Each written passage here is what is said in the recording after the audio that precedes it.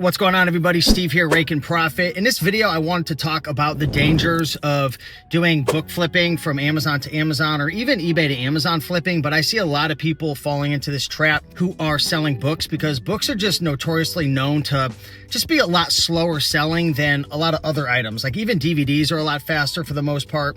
Electronics, tools, board games, video games. That's why I kind of got away from the book flipping game, and I went really heavy into flipping a lot of home improvement, office supplies, video games, DVDs, even though I've been flipping DVDs for a while, toys, right? Those items flip a lot faster. Now, there's certainly books out there that can sell very, very fast. And the big mistake I see a lot of people making, especially the folks who are doing Amazon to Amazon book flipping, is they're trying to replicate what other people are doing who have a lot more money than them, a lot more savings than them, and aren't like, how do I say this? There's people out there who make six figures per year flipping books, right? From Amazon to Amazon.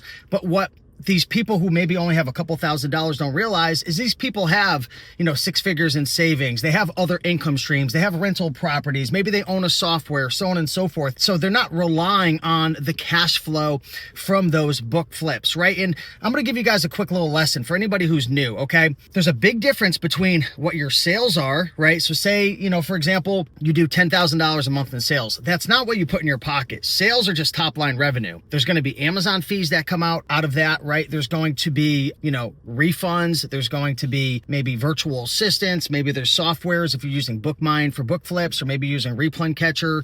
There's GoToLister. There's different software, SellerAmp, so on and so forth. There's overhead, right? So you've got your top line revenue, then you got your gross profit after you minus out like your Amazon fees, so on and so forth. And then you're going to have your net profit, which is after you, subtract everything out: refunds, virtual assistants, overhead, tools, supplies, all that stuff, right? So then that's your net profit. But there's a difference. There's another level to that, right? There's actually a couple more levels.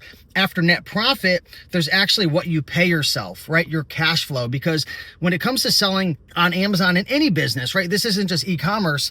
Your net profit is what you actually net after everything, but you have to keep reinvesting back into the business. Like for example, last month I did $24,000 in net profit, but that doesn't mean that's what I put in my pocket, because say I start trying to grow my business and scaling, and I'm spending a lot more money to try to grow my business, that's going to come out of what I'm able to pay myself. So the whole kind of goal of, at least for my business, is I'm trying to get to a point where I don't have to constantly be increasing my spend, right? My spend is just kind of consistent. Maybe I'm spending, $10,000 a month on books or products, so on and so forth. And maybe my net profit is, $20,000, right? So you take, what you're spending versus what your net profit is, and then you're able to actually pay yourself the difference, right? And a big mistake that a lot of people make is, again, they're trying to do things that other people are able to do because they have other income streams, right? Like for example, I have money coming in from Replun Catcher, different softwares, real estate, so on and so forth. So right now in my business, I'm making a ton of net profit, but I'm not paying myself very much because a lot of the cash flow that I pay myself is going to come in during November, December, January of next year, because I'm growing, I'm scaling my business. And the only reason I'm able to front that bill is because I have other income streams. Now, if I, didn't have any other income streams, what I would have to do is be much more careful about the way I run my business. For example, if I had no other income streams, I would have to make sure that my inventory is turning a lot faster. I might consider doing FBM over FBA because I'm able to turn my money probably 3 to 5 times faster than FBA, because when I buy a book, on eBay to flip on Amazon, I buy it on eBay and then it gets shipped to my prep center, and then it might take a week or two for the prep center to deal with it. And then it might take anywhere from 2 to 6 weeks for it to get checked into Amazon, and then it has to ship out. And then there's the DD+7 of when I actually get paid, and then I have to disperse the payment to me. So there's that cash flow cycle. So I know I'm all over the place here, but what you have to understand is if you do not have that much money, and I see a lot of book flippers doing this, they're playing the whole seasonal book flipping game, which is great. Margins are insane. There's tons of people crushing it with it. But when you buy a book in, let's just say, in May, and then the book's not really going to sell maybe maybe until September, your cash is stuck in your inventory, right? It's stuck there and it's not working for you. Yes, you've got this potential power, this potential profit of this book that you paid 10, flipping for 70 in September, but you might not sell it till September and get paid until October. So you've got that money stuck there. And what that does is that hurts what you're able to pay yourself.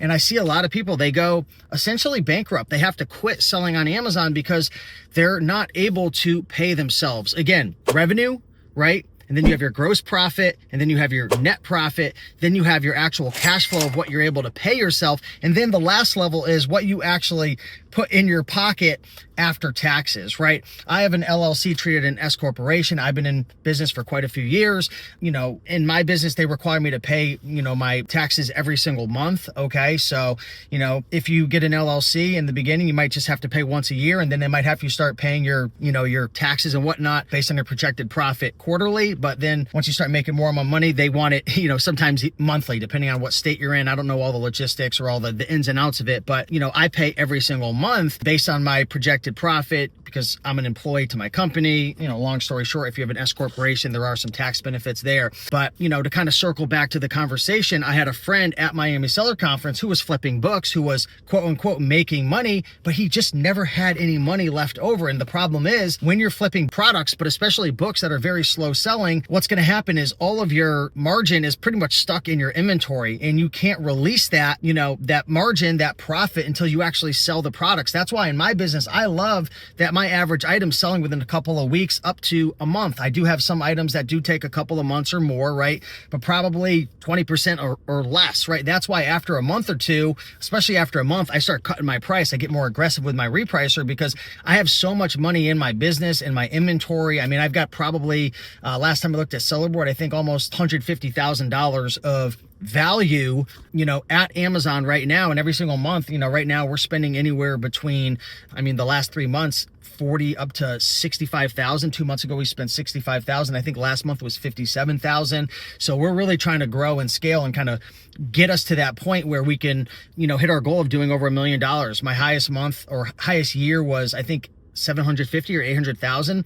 This year on pace to do about 1.2 million. And it's nothing special that I'm doing other than, number one, spending more money. Number two, making sure that I'm keeping an eye on the products that are selling well and reducing, trying to stay away from the products that get a lot of refunds, going after products that are turning over really well, doubling down on the replens. And again, like I said, first and most importantly is spending more money, right? So if you're in a position in your business where you're like, what is going on here?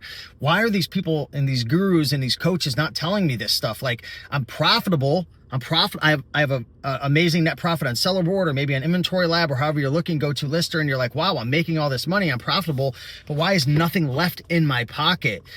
Normally, it's because all your profit is stuck in your inventory, right? Because you're not moving your stuff fast enough. Or two, you're moving it very quickly, but your margin's not high enough. And after reinvesting back in the business because you're trying to spend more to grow, right? Because the only difference between me and doing 800,000 versus 1.2 or 1.3 million is spending more and reducing refunds. If you're like, where's my money? It's usually in inventory, right? Or your items aren't selling fast enough, or you're scaling your business, which means, you know, your profit is going to be stuck in products that are going to sell in the future. That's why the whole purpose of this business is to kind of set the goal line eventually and get to a point where like you're happy spending 5,000 a month or 10,000. For me, I'd probably like to get to a point where I don't spend any more than maybe $60,000 or $70,000 a month on inventory. Get to that point, maybe I'm doing, you know, 1.4 or 1.5 million dollars. I'm able to, you know, bring in $200,000 net profit, not net profit, but like pay myself $200,000 after spend. And keep in mind, you are going to have a certain amount of money that's always stuck in the business, right? Especially if you're doing online arbitrage, Amazon to Amazon flips, eBay to Amazon, there's always going to be money stuck in your business, especially with the new Amazon, you know, DD plus 7. If you're doing FBA, like I just have 35 to 40,000 just always stuck in my Amazon business in terms of what they owe me. And I request payments daily, but I always have 35 to 40K stuck.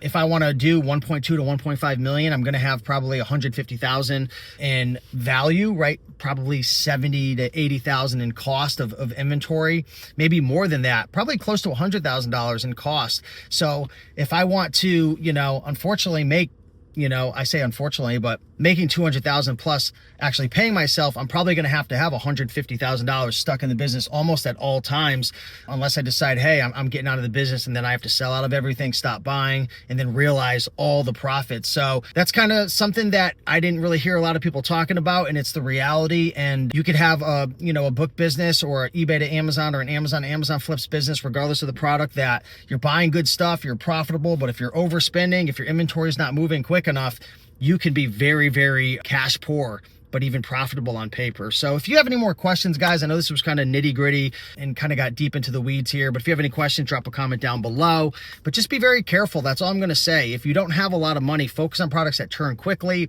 Make sure that you are aggressive with your repricer, right? Set up some really good rules. If it doesn't sell after 2 weeks, 3 weeks, a month, get it moving, especially if you're FBA, right? Because that cash cycle is so much slower versus FBM. When you're buying products, don't just look at a product that, oh, it's going to make me $60, but if you have to wait for it to flip for 6 months and you only have $1,000 or $2,000 and like you're relying on income, that's a big mistake because your cash flow cycle is going to get absolutely crushed. I'd rather go after something that makes me $10 profit, super duper fast selling. I could get my money back quickly and deploy it again so I could keep building that snowball if I only have a few $1,000s versus, again, there's people out there who would teach, buy these books and buy these products for $7 and flip it for $100, but you're waiting for 8 months.